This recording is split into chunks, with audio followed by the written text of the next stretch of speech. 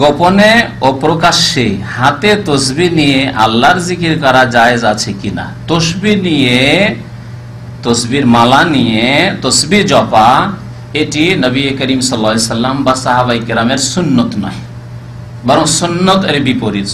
সুন্নত হচ্ছে নবী সাল্লাল্লাহু আলাইহি সাল্লামের বলেছেন যে ইকদিনা বিল আনামিল, তোমরা হাতের যে জোড়গুলি রয়েছে, পোরগুলি, এগুলির দ্বারা কি করো, তসবিহ গণনা করা। এই একটি হাদিস রয়েছে। ফাইন্নাহুন্না মাসউলাত, কারণ এগুলিকে জিজ্ঞাসা করা হবে, এবং মুস্তানতিকাত, এরা কথা বলবে, কথা বলবে, আল্লাহ রাব্বুল আলামিন দরবারে সাক্ষী দেবে। এই হলো হাদিস। আরেকটি হাদিস রয়েছে নবী সাল্লাল্লাহু আলাইহি ওয়াসাল্লামের ফেল, কর্ম। কানা রাসূলুল্লাহ সাল্লাল্লাহু আলাইহি ওয়াসাল্লাম ইয়াকিদু তাসবিহা বিয়ামিনিহি, নবী সাল্লাল্লাহু আলাইহি ওয়াসাল্লাম তসবিহ গণতেন ডান হাতে বিয়ামিনিহি। তাহলে কিছু লোকের আবার আমাদের সাথে যুক্তি দেখায়, যখন সাক্ষী দেবে তো বাম হাতকে সাক্ষী রাখবো, সুবহানাল্লাহ সুবহানাল্লাহ, এদিকে সুবহানাল্লাহ সুবহানাল্লাহ সুবহানাল্লাহ, আলহামদুলিল্লাহ আলহামদুলিল্লাহ আলহামদুলিল্লাহ, না, সুন্নতের খেলাফ। কারণ নবী সাল্লাল্লাহু আলাইহি ওয়াসাল্লাম ডান হাতে তসবিহ করতেন। আর একটি ব্যাপক হাদিস আছে যে যে কোনো ভালো কাজ নবী সাল্লাল্লাহু আলাইহি ওয়াসাল্লাম ডান হাত দ্বারা করতেন, আর খারাপ কাজ, ময়লা আবর্জনা সাফ করার জন্য বাম হাত। নাক সাফ করবেন বাম হাত, পেশাব পায়খানা সাফ করবেন বাম হাত, কোন জায়গার ময়লা মাটি সাফ করবেন বাম হাত। তো বাম হাত নিকৃষ্ট কাজগুলির জন্য শরীয়তে নির্ধারিত করা আছে। সুতরাং ডান হাত দিয়ে তসবিহ করা সুন্নাত।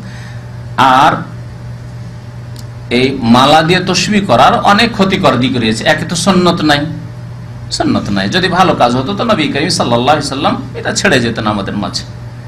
ওয়া খায়রুল হাদি হাদি মুহাম্মাদিন সাল্লাল্লাহু আলাইহি ওয়াসাল্লাম, নবী সাল্লাল্লাহু আলাইহি ওয়াসাল্লামের সমস্ত খুতবার প্রথম এই অংশটুকু পড়া হতো, আল্লাহর প্রশংসা এবং নবীর প্রতি দুরূদের পরে পড়া হতো। খায়রুল হাদি, খায়রুল হাদিসে কিতাবুল্লাহ, উত্তম কথা হচ্ছে আল্লাহর কিতাবের কথা, কোরআনের কথা। আর উত্তম আদর্শ হচ্ছে রাসূলুল্লাহ সাল্লাল্লাহু আলাইহি ওয়াসাল্লামের আদর্শ।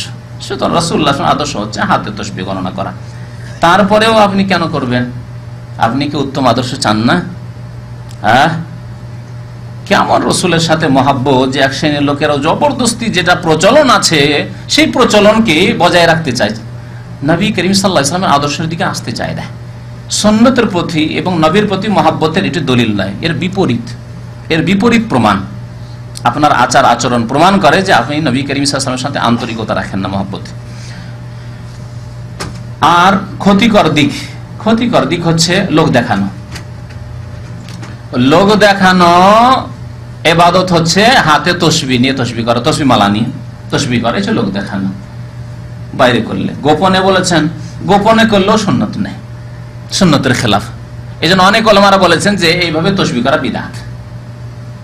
আমরা বলি একেবারে জাহেল মূর্খ যদি থাকে আর 33 পর্যন্ত গণনা না করতে পারে, 33 পর্যন্ত গণনা করতে পারে, তাহলে সে বৃদ্ধ মহিলা। গণনাই করতে পারে 33 পর্যন্ত, বা ভুলে যাচ্ছে, তাহলে বৃদ্ধ মহিলা বা বৃদ্ধ পুরুষের জন্য বলা যেতে পারে। আর যারা গণনা করতে পারে তাদের জন্য না, কারণ এর কোনো প্রমাণ নেই।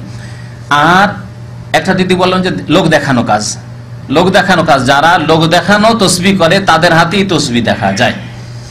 আরেক শ্রেণীর হাতে তসবিহ দেখা যায় যারা হচ্ছে ফাসিক ধরনের লোক, ফাসিক লোক, সমাজের ফাসিক লোকদের হাতে তসবিহ দেখা। সারা জীবন জুলম অত্যাচার করেছে, সুদ খেয়েছে, ঘুষ খেয়েছে, অন্যায় কাজ করেছে, অত্যাচার করেছে, আর শেষ জীবনে তসবিহ হয়েছে, রাস্তাঘাটে যেখানে যায় তসবিহ নিয়ে ঘুরে বেড়ায়।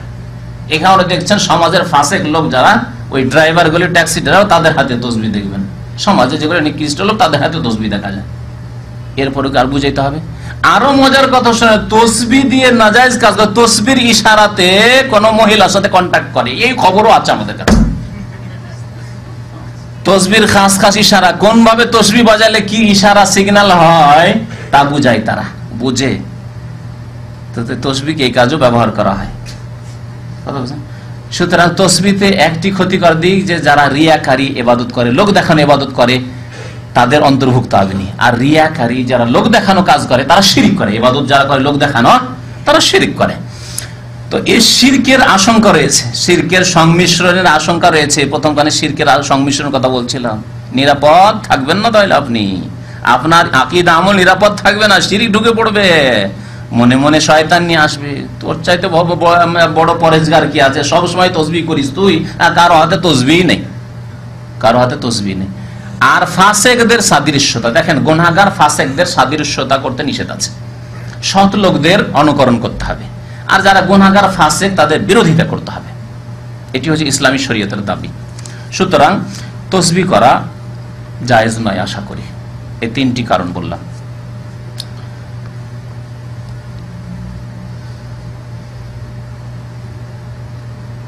আর আঞ্চলিক ভাষায় আল্লাহকে ডাকা যাবে কিনা? হ্যাঁ, আল্লাহকে যে কোনো ভাষায় ডাকা যায়, আল্লাহকে যে কোনো ভাষায় ডাকা যায়। আঞ্চলিক ভাষায় ডাকেন, চিটাগাংয়ের ভাষায় ডাকেন, আর আপনি সিলেটের ভাষায় ডাকেন, আর নোয়াখালীর ভাষায় ডাকেন, পানি বলেই ডাকেন, আল্লাহ হানি দাও বলেন, আল্লাহ বৃষ্টি চাইছেন আর পানি দাও না বলে আল্লাহ হানি দাও বলেন, লাফ দেওয়া না বলে আল্লাহ ফাল দাও বলেন, যাই বলেন আপনি, হ্যাঁ ঠিক না? এগুলি ভাষা কিনা সব বুঝেন আল্লাহ রাব্বুল আলামিন, তো আল্লাহ দেবেন। আরবিতে বলেন, বাংলায় বলেন, যে কোনো ভাষায় বলেন। তারপরে শেষখানে একটি কথা, ইয়া মাবুদ, ইয়া খোদা, খোদা না বলে আল্লাহ বলে উচিত। খোদা নামটি ফার্সি পারস্য ভাষীদের আবিষ্কার, সুতরাং আর খোদা যে কোনো 99টি নামের কোনো একটি নামের অর্থ তাও বোঝা যায় না, এ উর্দু ভাষীরা বেশি ব্যবহার করে। আর উর্দু ভাষায় প্রভাবিত আমাদের দেশের যারা ইসলামী বইগুলি লিখে তারা, যার কারণে এই খোদা শব্দটি বেশি বেশি ব্যবহার করে। তো যারা কোরআন এবং হাদিসের অনুসারী ওলামারা তারা খোদা শব্দটি পছন্দ করেন না। বলছি না যে হারাম, অত শক্ত কথা বলছি না, তবে ব্যবহার করবেন না, বাদ দিয়ে দেন, ব্যবহার করা বাদ দিয়ে দেন। আল্লাহ বলেন, আল্লাহ যে নামটি নিজের জন্য, ওয়ালিল্লাহিল আসমাউল হুসনা, নিজের জন্য চয়েস করেছেন। আপনার যে নামটি সেই নামটি ধরে না ডেকে যদি অন্য কোনো নাম দিয়ে ডাকি তো ভালো লাগবে কি?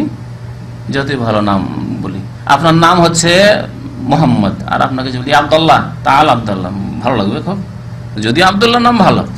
তো কথা হচ্ছে আপনার নাম যেটি, সেই নামটি আপনি নিজে পছন্দ করেন। আল্লাহ রাব্বুল আলামিন নিজের নাম নিজে উল্লেখ করেছেন 99টি নামের কথা, সুতরাং ওই নামগুলি দিয়েই ডাকা উচিত। তারপরে শুধু ইয়া মাবুদ, ইয়া খোদা, ইয়া আল্লাহ এই কথা বলবেন না, বরং তার সাথে চাইবেন, হে আল্লাহ, হে মাবুদ, হে রহমান, আর কিছু চাইবেন না। তো কেমন কথা হইল? অসম্পূর্ণ কথা হইল না? তাহলে ইয়া আল্লাহ বলে আল্লাহর কাছে কিছু চান, ইয়া রহমান দয়া করো, ইয়া গাফফার তুমি মাফ করো, এইভাবে আপনি পূর্ণাঙ্গ বাক্য দিয়ে আল্লাহর কাছে দোয়া করেন বা আল্লাহর জিকির করেন। অসম্পূর্ণ বাক্য দিয়ে আল্লাহর জিকির নেই। ইয়া আল্লাহ, ইয়া রহমান, ইয়া সাত্তার, ইয়া গাফফার এগুলো করবেন না, তার সাথে চান, তার সাথে চান। কারণ কোরআন আল্লাহ বলছেন আল্লাহর সুন্দর সুন্দর নাম আছে, ফাদউহু বিহা, সেই নামগুলির মাধ্যমে কি করো? তার কাছে দোয়া করো, চাও। তাহলে চাইতে হবে। কোরআনের বাস্তবায়ন এটি হচ্ছে যে আল্লাহ, আল্লাহ তুমি আমাকে মাফ করে দাও, আল্লাহ তুমি আমার রহম করো, আল্লাহ আমার এই দোয়া কবুল করো। আম্বিয়াদের দোয়াতে কোথাও ইয়া আল্লাহ শুধু আছে? না, আছে রব্বানা তাকাব্বাল মিন্না, শুধু রব্বানা রব্বানা আছে কোথাও? হ্যাঁ, রব্বানা তাকাব্বাল মিন্না ইন্নাকা আনতাস সামিউর, রব্বানা যালামনা আনফুসানা, রব্বানা হাব লানা মিন আজওয়াজিনা। তাহলে পূর্ণাঙ্গ বাক্য দিয়ে তারা আল্লাহকে স্মরণ করেছে। জি।